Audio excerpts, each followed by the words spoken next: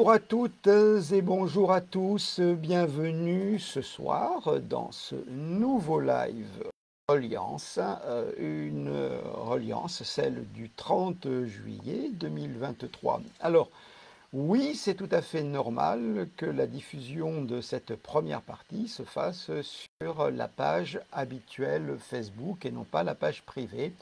Pour une fois, je ne me suis pas trompé, enfin j'espère.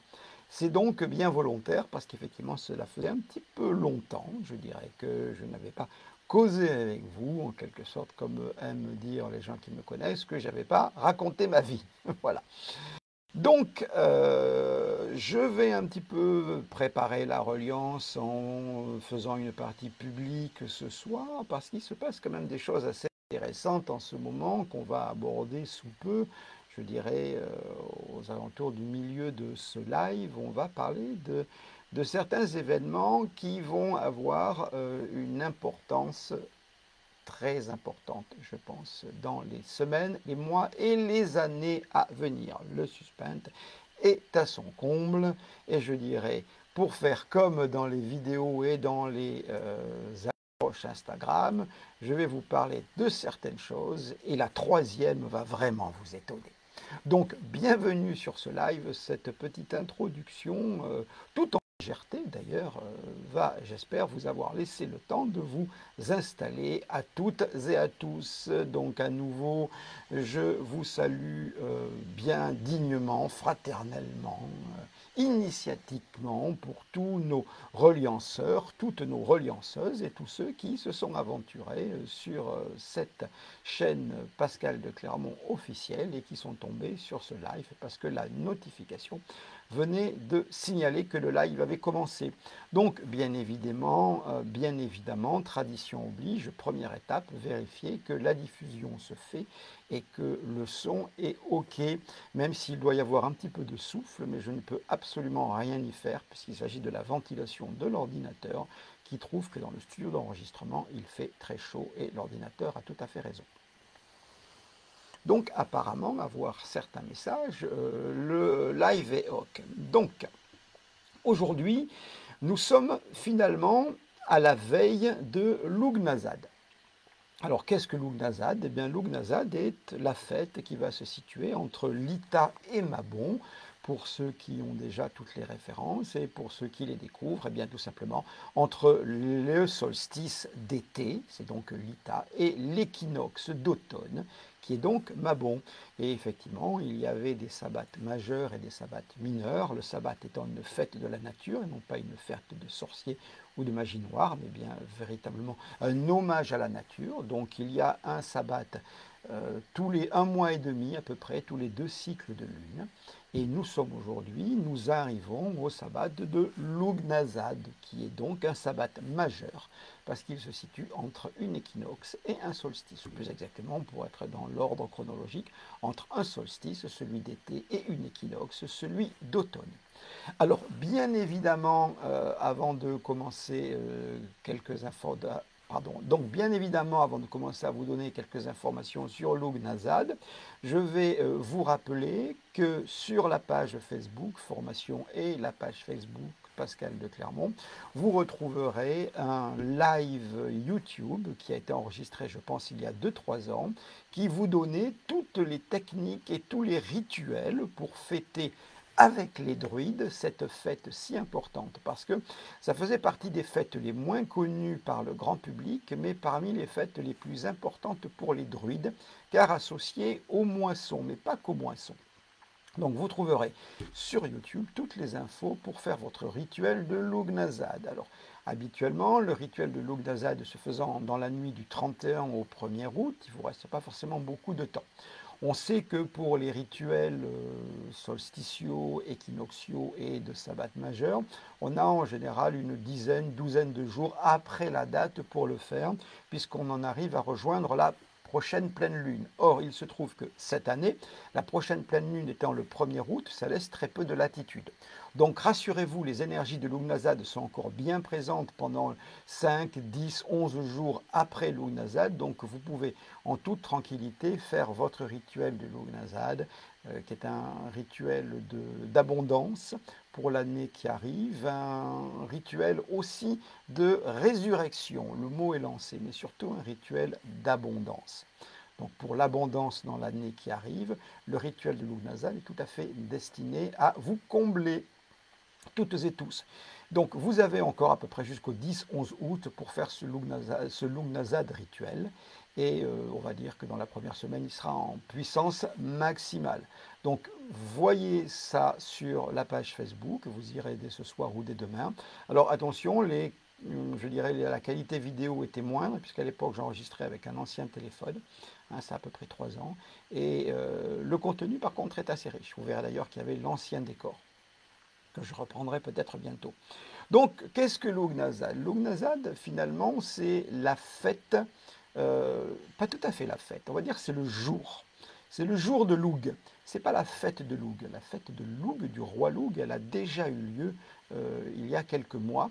C'est le jour de Lugh, le jour du roi Lugh, du roi Lumière, dans la tradition celtique, qui pourrait être considéré comme un petit peu un dieu des dieux, finalement, le dieu qui donne naissance dans sa lumière, avec un grand L, à tous les autres dieux. Alors, ce n'est pas, comme je vous dis, la fête, mais c'est le jour de Lugh. C'est aussi le jour d'Osiris. Osiris, bien évidemment, ai-je besoin de vous le rappeler, mari d'Isis, hein, donc dans le couple égyptien masculin-féminin, Osiris, mari d'Isis, assassiné sauvagement par son frère Seth, qui le découpe en 14 morceaux, et Isis va le reconstituer à une partie près, et bien entendu symboliser là-dedans la résurrection. C'est pour ça que le rituel de Lugnasad est un rituel de résurrection. C'est aussi un rituel d'abondance, parce que c'est un rituel qui se situe pour la plupart des gens dans le globe comme autour de la première véritable moisson. Maintenant, avec les décalages de saison, on n'est plus forcément à la première moisson, mais à l'époque celtique, c'était le rituel de la première moisson. Donc, première moisson, et dans cette première moisson de blé, en l'occurrence, on fabriquait une poupée féminine qui était faite et qui était mise de côté à la première moisson. On l'appelait l'Ève d'août, la Ève du mois d'août, et à la fin de la moisson, on allait faire un Adam pour elle, une poupée masculine, toujours avec les dernières gerbes de blé, alors que Ève est censée être constituée des premières gerbes de blé, et on allait non pas les brûler, c'est très important, mais les mettre dans un petit bateau et les poser sur la rivière, qui symbolisait bien la rivière, qui selon les traditions est bien souvent ce qui sépare le monde des vivants du monde des morts. Et en ça, c'est important de la mettre dans un bateau, les mettre dans un bateau sur une rivière, parce qu'on se retrouve totalement, là finalement, avec le mythe d'Osiris qui revient. Et ce qui est intéressant dans cette pratique de l'Ève d'août, c'est que finalement, on fait Ève avec la première gerbe de blé et on fait Adam avec la dernière gerbe de blé à la fin des moissons, donc finalement autour de Mabon, hein, autour de l'équinoxe d'automne. Et le blé va avoir une importance capitale parce que le blé est le symbole de la résurrection. Pourquoi? Parce que ce grain de blé qui va être sorti de l'épi pour aller en terre, se décomposer finalement, pourrir, être dans la putréfaction, il va mourir et va naître de ce grain de blé un épi. Hein, un épi, le chibolette, l'épi de blé, qui lui va être constitué de multiples grains. Donc cette résurrection multiple, elle est symbolisée par le grain de blé. Et en ça, la fête de Lugh est donc la fête de l'abondance, enfin du moins le jour de Lugh, et donc le jour de l'abondance, les moissons, et de la résurrection. Et c'est ce thème-là qui va être le conducteur de notre reliance de ce soir, qui sera très relié, on va dire, à la terre et aux élémentaux de terre. Voilà, on va parler de la reliance dans quelques minutes, mais je vérifie que tout va bien, parfait. Mais avant cela, je voulais quand même vous parler de quelque chose d'extrêmement important qui se passe en ce moment, d'extrêmement intéressant, pour ne pas dire fascinant. Mais avant cela, ça c'est l'art du suspense, je vérifie dans mes petites notes, et oui, j'ai remis l'iPad là au travail. dans mes petites notes que je vous avais tout dit. Et c'est apparemment le cas. Il se passe quelque chose de très très important en ce moment. Alors bien évidemment, non, je ne fais pas référence à tous les pauvres malheureux qui en ce moment pédalent comme des dératés pour monter des cols et descendre des pentes dans une indifférence totale et généralisée. Non, c'est pas ça. Bien que cette année, le Tour de France a un intérêt assez important, je trouve, parce que c'est un test grandeur nature de toutes les nouvelles substances dopantes qui seront bien évidemment mises à profit durant les fameux Jeux qui vont arriver en 2024, qu'on a baptisé les Jeux Olympiques, parce que globalement, ce n'est devenu plus que ça, des Jeux Olympiques. Donc non, ce n'est pas ce dont je vais vous parler. Je ne vais pas non plus vous parler, ça peut vous étonner, du psychodrame actuel que nous vivons, un psychodrame très mal scénarisé, qui est celui de Ukraine vs Russie, un film qu'on nous joue hein, sur tous nos écrans, sur toutes nos actualités. Très mauvais scénario, les dialogues sont nuls, il y a de l'action plein pot, ça il y a de l'action tous les jours. Finalement, s'il n'y avait pas le drame humain derrière,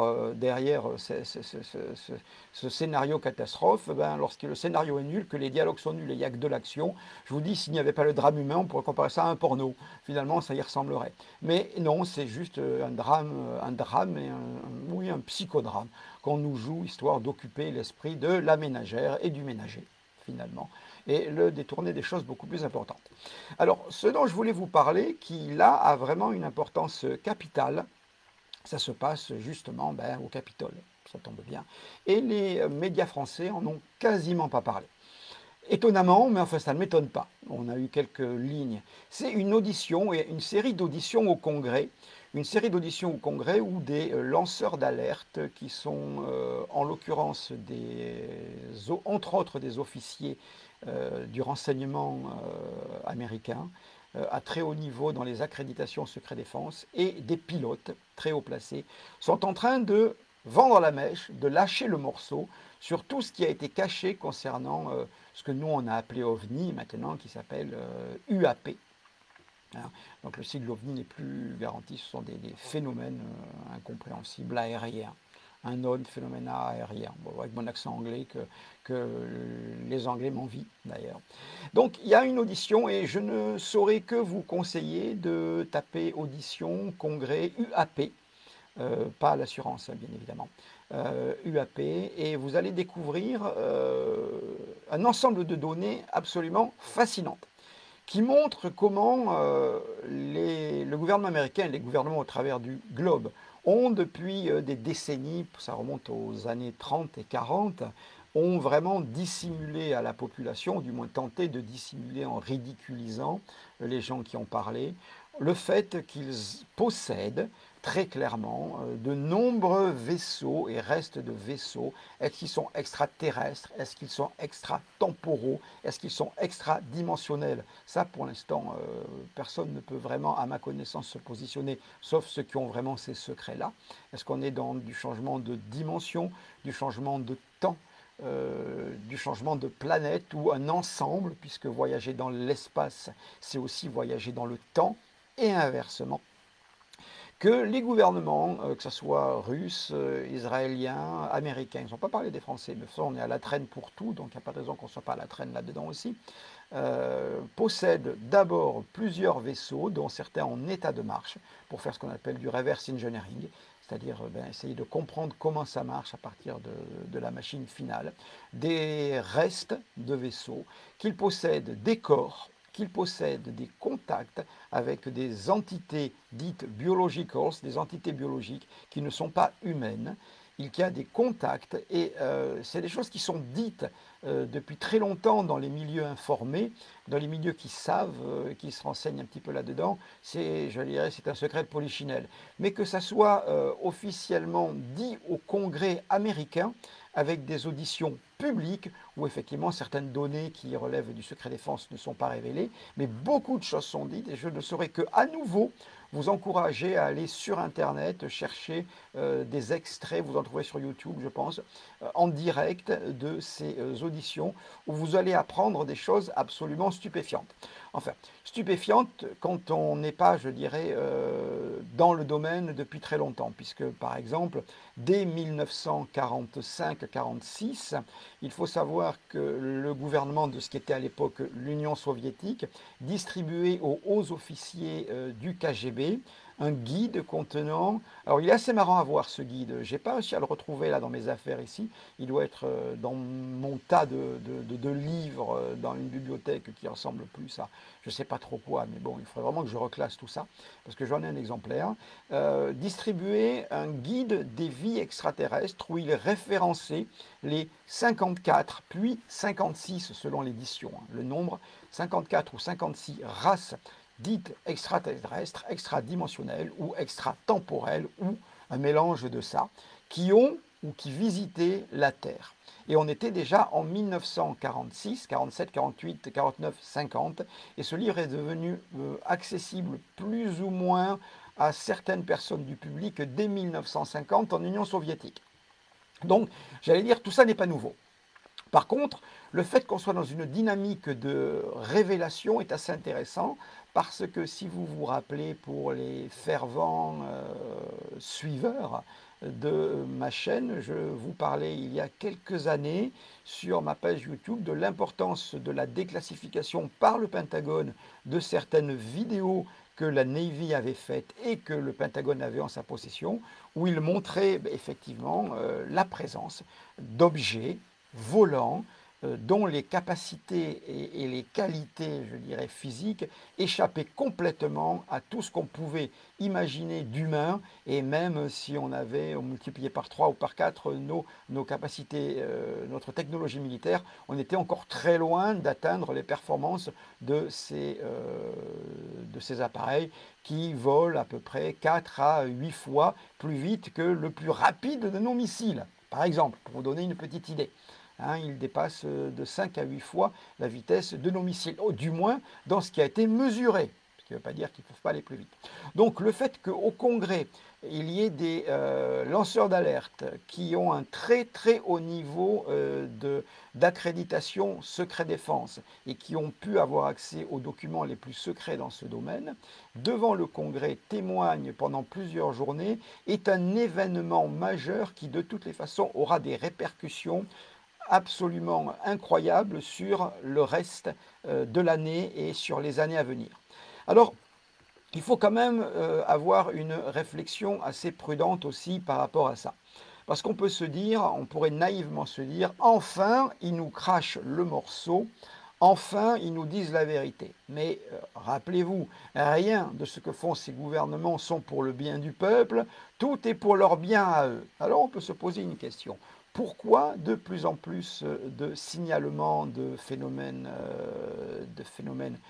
je dirais, incompréhensibles dans nos connaissances actuelles?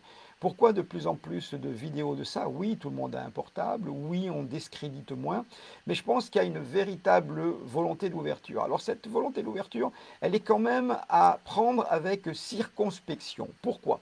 Parce que je dirais pour deux raisons. Je ne crois pas personnellement à la bonne volonté à haut niveau de cette déclassification. Je pense qu'il y a derrière un but. Ce but, il peut être multiple. D'abord, il semblerait que beaucoup de progrès aient été faits dans le reverse engineering de ce matériel-là, et d'ailleurs certaines découvertes sont arrivées dans le milieu industriel. Par exemple, on prend les métaux à mémoire, comme le nitinol, la fibre optique, etc., sont à la base des technologies qui ont été récupérées, modélisées, puis adaptées à partir de technologies qui n'étaient pas humaines. Et ça, c'est déjà déclassifié, ces données-là. Hein. Donc, aujourd'hui, il semblerait qu'on ait énormément réussi à faire des progrès au niveau de tout ce qui est antigravité, multidimensionnalité. Et je rappelle, la multidimensionnalité, ce n'est pas un monde ailleurs, c'est dans nos dimensions à nous, quelque chose qui est intégré de la même manière que la hauteur, la largeur et la longueur s'intègrent. Ce sont des dimensions de hauteur, de largeur, de longueur, hein, ce sont des dimensions, pourtant elles sont intégrées pour faire notre représentation du monde. Eh bien, il faut juste comprendre qu'il y a d'autres choses que la hauteur, la largeur, la longueur, qui sont d'autres multidimensions, qui sont intégrées de la même manière dans notre réalité, on fait nos multi-réalités, mais si je me lance là-dedans, ça va être long, qui constituent ce que l'on vit. Et même si nous ne percevons que 3 dimensions, intégrées les unes dans les autres, longueur, largeur, hauteur, avec la création d'une pseudo-dimension, la 4e, qui serait le temps humain dans notre appréciation du temps avec un petit t, qui n'est qu'une illusion, mais aussi on ne va pas développer ça ce soir, eh bien, on se rend compte que beaucoup de progrès ont été faits là-dedans par rapport à la compréhension de ce matériel, et il semblerait qu'il y ait même des collaborations entre certains pays et certaines espèces. Je vous dis, sont-elles multidimensionnelles, sont-ils extraterrestres, extradimensionnels, extratemporels, un mélange de ça. Pour l'instant, tout ça n'est pas très clair, mais il y a des collaborations, semble-t-il, selon les rapports qui ont été donnés au Congrès. Je vous dis, vous verrez, vous irez de surprise en surprise. Mais je vous rappelle, c'est un secret de polichinelle, c'est-à-dire que vraiment, le fait que ça soit dans le grand public, c'est ça qui est étonnant, mais les milieux informés le savent depuis très longtemps. Ça, quand on est un peu penché là-dessus, on le sait depuis très longtemps. Donc, ils ont avancé énormément, et aujourd'hui, la véritable difficulté, c'est de pouvoir exploiter tout ce matériel. Or, garder tout ça top secret rend extrêmement difficile une exploitation parce qu'il faut plus de savants, plus de médecins, plus de scientifiques de haut niveau, et trouver des scientifiques de haut niveau qui acceptent de travailler à 100% là-dessus avec des budgets officiels et qui ne soient pas, je dirais, sous un secret absolu, c'est extrêmement difficile à trouver. Or, en rendant public ces informations, ils vont plus facilement pouvoir en étaler une partie et donner au reverse engineering. Je rappelle, le reverse engineering, c'est prendre un objet fini, essayer de le démonter pour comprendre comment il marche. Hein. C'était la spécialité des Chinois qui achetaient le matériel américain et qui le démontaient pour essayer de comprendre comment ça fonctionnait. Reverse engineering. Donc, pour rendre ce reverse engineering, on va dire, plus facile, plus développer, lui donner plus de puissance et pouvoir exploiter aussi industriellement et donc dans le grand public ces technologies-là, et pas que militairement, eh bien que les meilleurs seront gardés pour le militaire comme d'habitude, eh bien il va bien falloir l'exposer pour pouvoir avoir accès à des budgets, plus de budgets, des scientifiques qui travaillent dessus, etc. etc., etc. Ça c'est une première explication potentielle qui est bon enfant, je dirais, c'est-à-dire qui ne verrait pas de la part des gouvernements une recherche un petit peu plus vicieuse.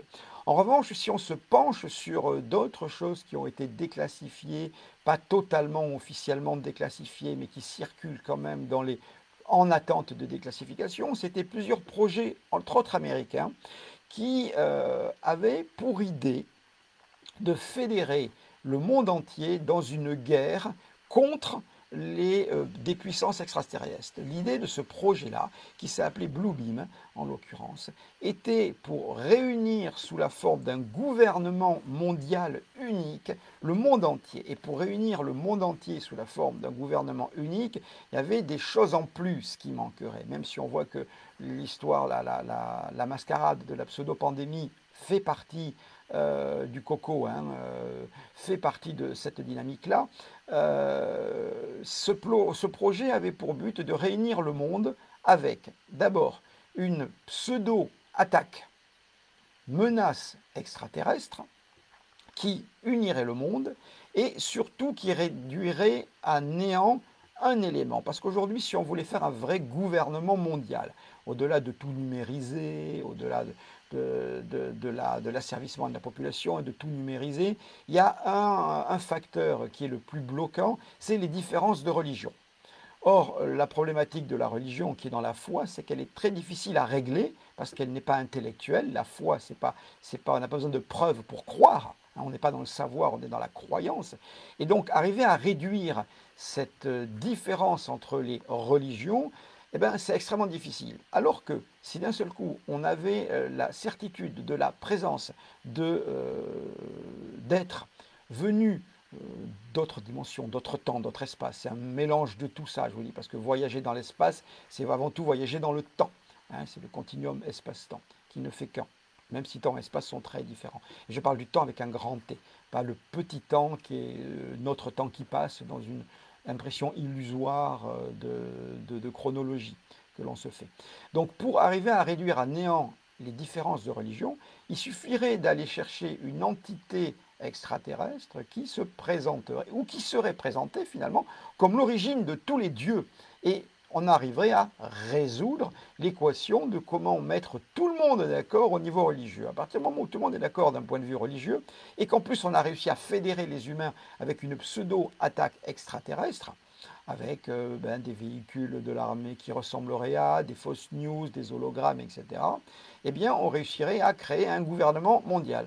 Ce n'est pas un livre de science-fiction, ce n'est pas sorti de mon esprit machiavélique, c'est un ancien et peut-être encore en cours projet, en l'occurrence du Pentagone, qui a été, je ne dis pas totalement déclassifié, mais qui a fuité, et qui s'appelait, entre autres, il a pris plusieurs noms, il a pris plusieurs formes, mais c'était le projet Bluebeam. Donc on pourrait se dire, pourquoi pas, alors que c'est d'une bêtise monumentale, parce qu'on sait très bien en réfléchissant un petit peu, que si il y a, comme il semble y avoir, parce qu'on est dans la croyance et pas dans le savoir absolu, s'il y a effectivement des présences extraterrestres, extratemporelles, extradimensionnelles, vu leur avance technologique, et qu'elles étaient hostiles, ça fait très longtemps qu'on aurait été grillé, qu'on aurait été désintégré et qu'on aurait disparu de la planète à leur profit. Donc il est évident, quand on voit l'avance technologique que manifestent ces biologicals, comme ils appellent, qu'il n'y a aucune intention véritablement hostile, il y a plutôt des intentions de non-ingérence apparemment, mais de surveillance, on pourrait dire. Mais on pourra revenir, peut-être que je ferai un live, je me tâte à l'idée de faire un live sous peu là-dessus. Bon, en tous les cas, regardez avec attention ce qui se passe au Congrès en ce moment. C'est extrêmement intéressant et je crois que c'est l'événement des 10 dernières années. C'est un événement extrêmement important. Je crois qu'il n'y a pas grand-chose qui peut être aussi important que la validation grand public de vie extraterrestre, du fait qu'on possède des vaisseaux, qu'on possède des contacts, qu'on possède, on dirait, des accords avec certaines civilisations non terrestres, donc je vous dis extradimensionnelles, extratemporelles, extraterrestres, et un mélange de tout ça, qu'on a des vaisseaux, qu'on a des technologies, qu'il y a des échanges de technologies, qu'il y a des échanges de personnel. C'est vraiment l'événement, je dirais, presque du siècle. Au moins. Bien plus important que tous les psychodrames que l'on nous colle. Hein. On ne va plus avoir d'eau, on ne va plus avoir de ceci, on ne va plus avoir de cela, on va avoir une bombe nucléaire, enfin tous les psychodrames, juste faits pour nous faire peur. Rappelez-vous de la phrase qui disait, je n'en connais pas l'auteur, celui qui connaît peut me le mettre en commentaire, qu'à partir du moment, qui disait qu'à partir du moment où on laisse les gouvernements réduire toutes nos libertés en situation de crise, eh bien, ils créeront eux-mêmes les crises pour continuer à réduire nos libertés. Donc, c'est à garder dans un coin de la tête. Mais, justement, pour regagner cette liberté, pour se régénérer, pour échapper à ces égrégores négatifs, nous avons la reliance. Et qu'est-ce que la reliance? Je regarde quand même le timing, j'étais vite aujourd'hui. Qu'est-ce que la reliance?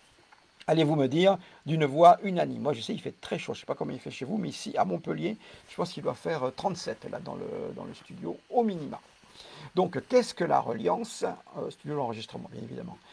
Qu'est-ce que la reliance? La reliance est une méditation. Attendez, je suis obligé. Voilà. La reliance est une méditation énergétique de groupe en hyperconscience multidimensionnelle, dans le but de créer un égrégore puissant, régénérateur, fondamental, primordial et créateur de réalités qui nous conviennent et non pas de réalités, de pseudo-réalités auxquelles on se soumet. Donc, pour donner l'explication pour ceux qui n'ont pas l'habitude, une méditation, ça, tout le monde connaît, état méditatif, état cérébral entre 13,5 et 15,5 au niveau des fréquences cérébrales.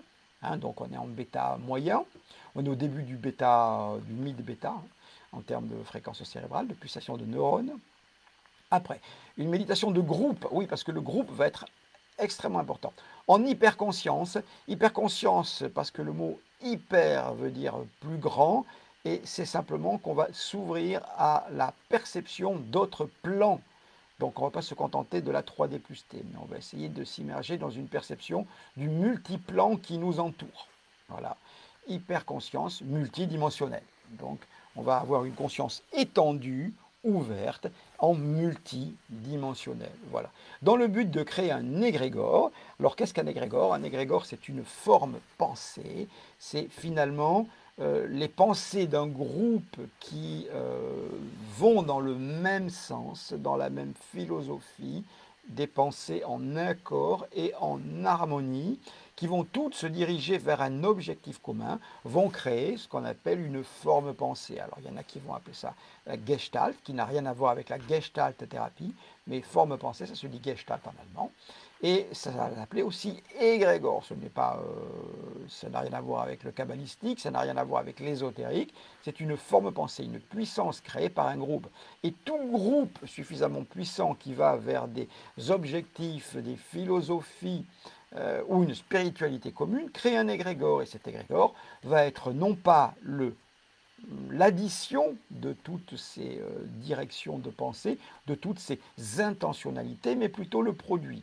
Donc l'égrégore, finalement, c'est le produit des intentions harmonisées et cohérentes d'un groupe. Forme pensée qui va avoir une forme énergétique, parce que de toutes les façons, nous savons bien en physique et en cosmologie que tout n'est que vibration.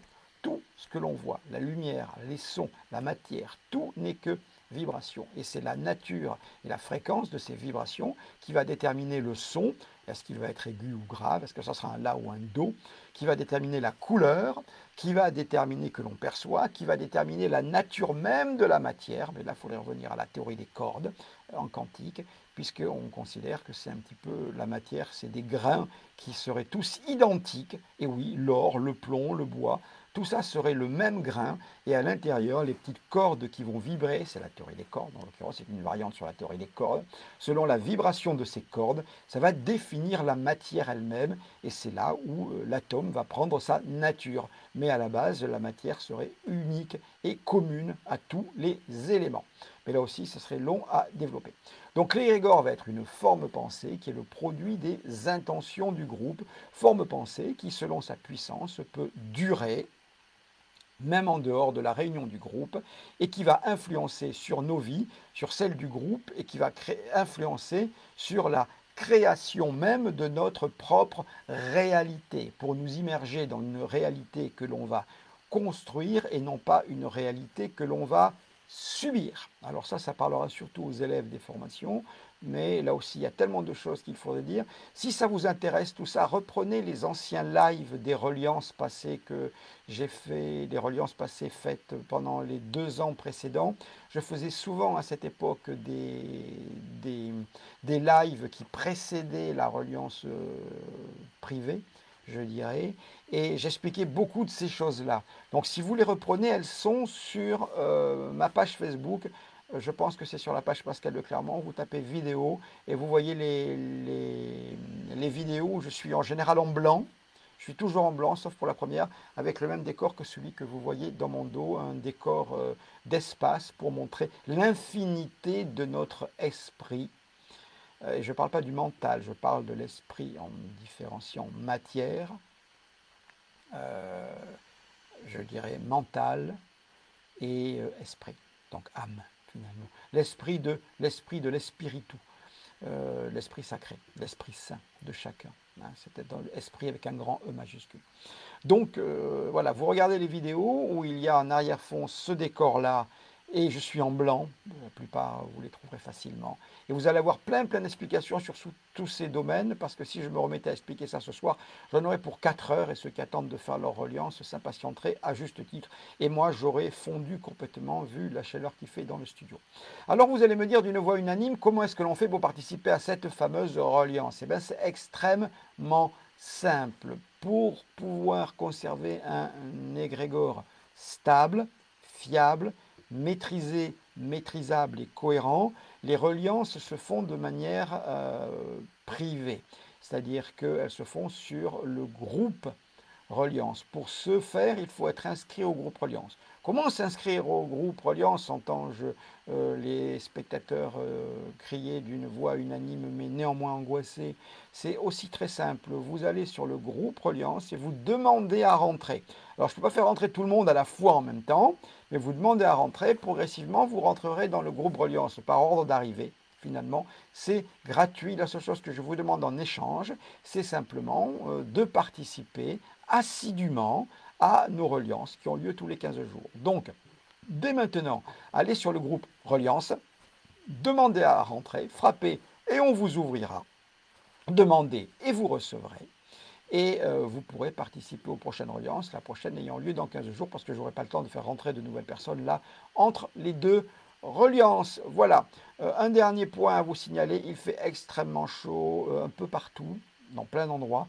Pensez véritablement à aider la faune et la flore, à leur mettre des gamelles avec de l'eau, changer tous les jours de manière à ce qu'il n'y ait pas de mousse et surtout qu'il n'y ait pas de larves de moustiques. Mettez-en plusieurs dans vos jardins, mettez des gamelles d'eau sur vos balcons, sur vos rebords de fenêtres. Mettez, surtout pour les rebords de fenêtres, mettez toujours un caillou dans la gamelle pour que les petits insectes puissent aussi se poser et pas se noyer pour venir boire. Vous pouvez aussi, si vous voulez, sur les rebords de fenêtres, mettre de la pomme écrasée avec de l'eau très liquide. Ça, c'est parfait pour les papillons et les abeilles. Hein, et puis pour les grosses gamelles, eh bien, au sol, c'est pour toutes les petites bêtes, mes petits hérissons que j'adore, mais toutes les autres petites bêtes qui peuvent avoir chaud et très chaud, les chats, toutes les petites bêtes, les belettes, les martres, tout ce qu'il peut y avoir dans les jardins qu'on ne soupçonne, et les oiseaux, bien évidemment, et les tortues, et les lézards, qu'on ne soupçonne même pas. C'est extrêmement important. Imaginez que vous soyez privé, vous, d'eau, là, ne serait-ce qu'une journée. Pensez à ce que vivent tous nos amis de la nature. Donc c'est à nous, voilà, c'est pas un devoir, c'est pas une obligation d'aimer les animaux, mais c'est un devoir de les aider par rapport à tout ce qu'on leur a fait et tout ce qu'on leur fait. Et notre devoir, c'est de les aider et de leur donner au moins à boire et si possible à manger. Voilà. Donc, pour les relianceuses et les relianceurs, on se retrouve dans quelques minutes, le temps que je bascule sur le groupe Reliance, à la vitesse que l'ordinateur va me permettre. Et pour les autres, eh bien, on se donne rendez-vous à la prochaine reliance qui aura lieu, puisqu'on est le 30, elle aura lieu probablement le 14. Ouais, le 14. En tout cas, non pas dimanche là, mais dimanche en 15. Et j'espère que vous serez nombreuses et nombreux nouveaux et nouvelles relianceurs et relianceuses à participer. Je vous remercie de cette écoute. Si vous désirez vraiment que je fasse un live sur les phénomènes extraterrestres, extradimensionnels, n'hésitez pas à me le dire, posez-moi des questions, ça me permettra de construire le corps du live. Voilà. Parce que faire un live quand il fait 37 degrés dans le studio d'enregistrement, c'est un peu pénible. Donc je vais quand même être sûr que vous soyez motivés à le regarder. Je vous remercie de m'avoir écouté, d'être venu sur cette page. N'hésitez pas, bien évidemment, comme on vous dit toujours, à mettre un pouce, mettre une alarme, enfin, dire que vous aimez, parce que c'est important que la bonne parole soit transmise. Et pour ça, il faut que vous soyez actif sur la page et à laisser des commentaires auxquels j'essaye personnellement de répondre dès que je peux, c'est-à-dire le soir ou le lendemain. Je vous remercie, prenez bien soin de vous parce que ce n'est pas les autres qui prendront soin de vous, et prenez quand même aussi soin des autres, qu'ils soient à 2, 4, 5, 7, 10, 12, 8 pattes, hein, ou qu'il n'y ait pas de pattes du tout, hein, les poissons. Prenez soin de vous et d'eux, et on se retrouve très bientôt en reliance. Merci à toutes, merci à tous.